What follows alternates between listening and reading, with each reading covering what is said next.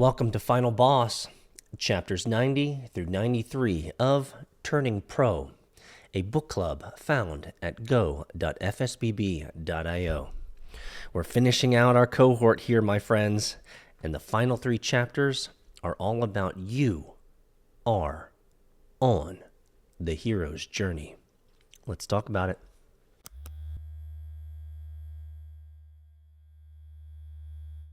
The professional and the primitive.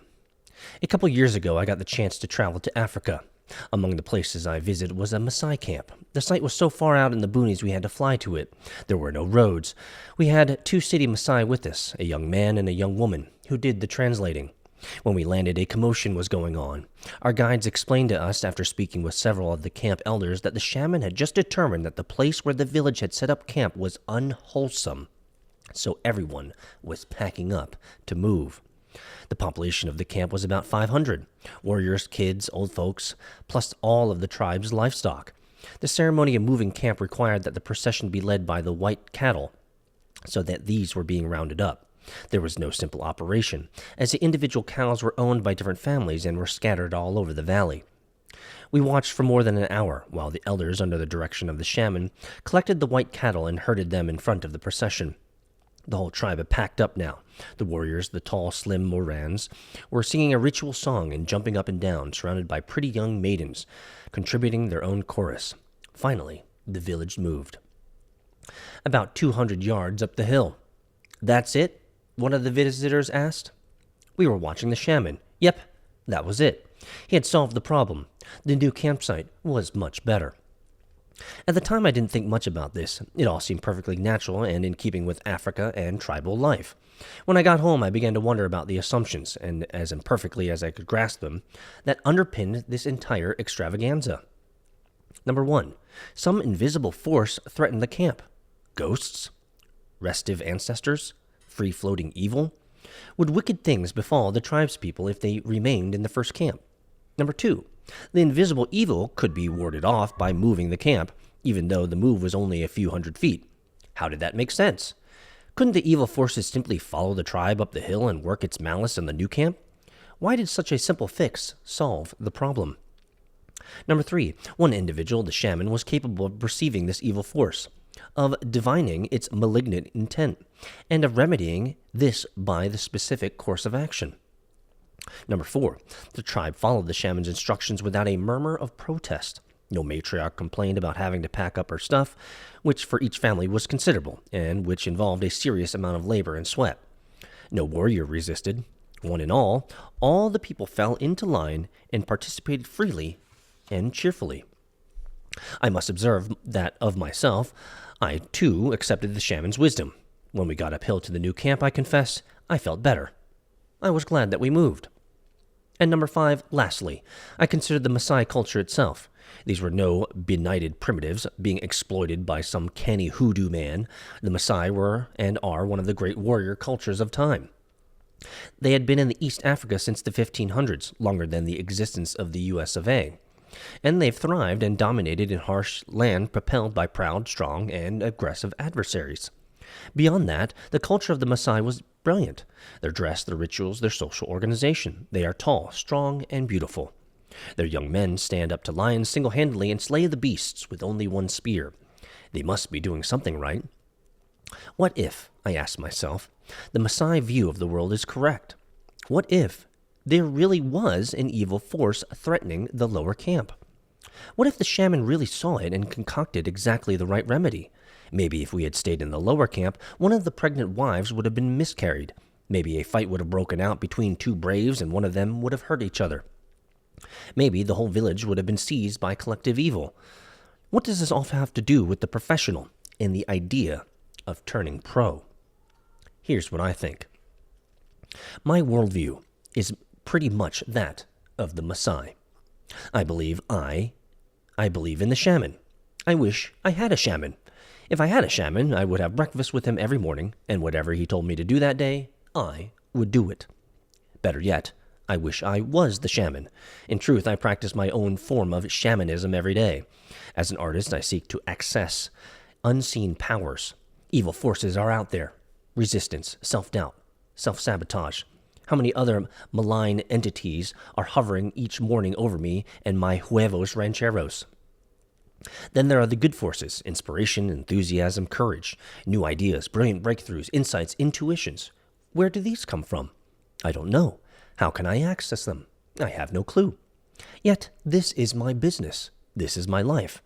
Damn right I want a shaman. He is my man. I love that guy. In lieu of the shaman, I have... what? I have a code of professionalism. I have virtues that I seek to strengthen and vices that I labor to eradicate.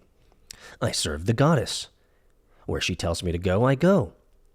I wish I knew a shaman. I would love to sit down with him. I'd ask him what he saw that morning.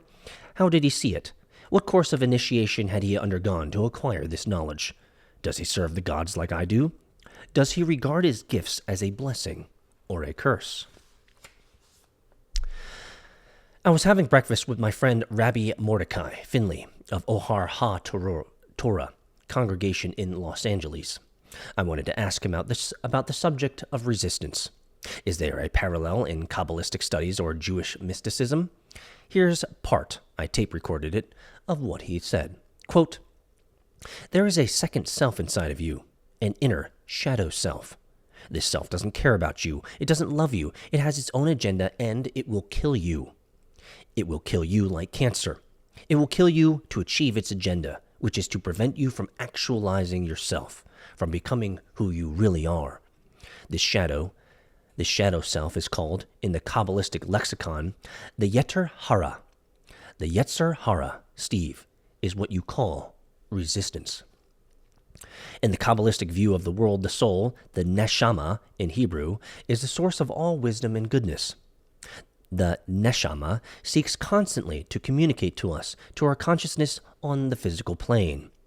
The soul is trying to guide us, sustain us, and restore us. But there is a force operating in opposition to the neshama. This entity, the Yetzer Hara, is a self-sustaining and cunning intelligence whose sole aim is to block us from accessing the neshama and to block the neshama from communicating with us. The Gnostics and the Neoplatonists believed something very much like this. In both models of the universe, there was an upper realm, in Plato's conception, the realm of forms, the perfect beauty, justice, truth, and so forth, and a lower sphere where we mortals dwelt. In Jewish mysticism, there is a positive force that opposes the Yetzer Hara. Above every blade of grass, say the Kabbalah, hovers an angel, exhorting, grow, grow. What program did these ancients put forward as a means of allying with the positive forces and overcoming the negative? According to Rabbi Finley, it was a code called Musar. Musar, pronounced Musar, was a code of ethical discipline. It was not far from what we see today in 12-step programs. The first tenet was, quote, identify the sin. The second was, eliminate it. In AA terms, it would mean, number 1, acknowledge the condition of being an alcoholic, and number 2, stop drinking. The Kabbalists believed that the higher realm could be approached through a disciplined, humble, and open application of mind and will. They recognized that they were approaching a mystery. They knew that the enemy was seeking to block them. What they called Musar, I call turning pro. Our job as souls on this mortal journey is to shift the seat of our identity from the lower realm to the upper, from the ego to self. Art, or more exactly, the struggle to produce art, teaches us that. When you and I struggle against resistance, or to seek to love or endure or to give or to sacrifice, we are engaged in a contest, not only on the material, mental, and emotional planes, but on the spiritual as well. The struggle is not to write our symphony or to raise our child or to lead our special forces team against the Taliban or Khmer province. The clash is epic and internal, between the ego and the self, and the stakes are our lives. So, final chapter, who is all this for? Clearly, you and I. In the end, the enterprise and the sacrifice are all about the audience. They're all about the readers, the moviegoers, the site visitors, the listeners, the concert goers, the gamers, the gallery goers, a group which, by the way, includes you and me. We're the audience. In the hero's journey, the wanderer returns home after years of exile, struggling and suffering. He brings a gift to the people. The gift arises from what the hero has seen, what he has endured, what he has learned. But the gift is not that raw material alone. It is the ore refined into gold by the hero, the wanderer, the artist's skilled and loving hands. You are that artist. I will gladly shell out $24.95 or $9.99 or 99 cents on an iTunes to read or see or listen to the 24-karat treasure that you have refined from your pain and your vision and your imagination. I need it. We all do. We're struggling here in the trenches. That beauty, that wisdom, those thrills and chills, even that mindless escape on a rainy October afternoon, I want it. Put me down for it. The hero wanders. The hero suffers. The hero returns. You are that hero. My friends, it has been a wonderful journey with you on this Good Turning Pro cohort by Steven Pressfield. We've been over 20 groups, 20 lessons together as we've gone through this entire book together.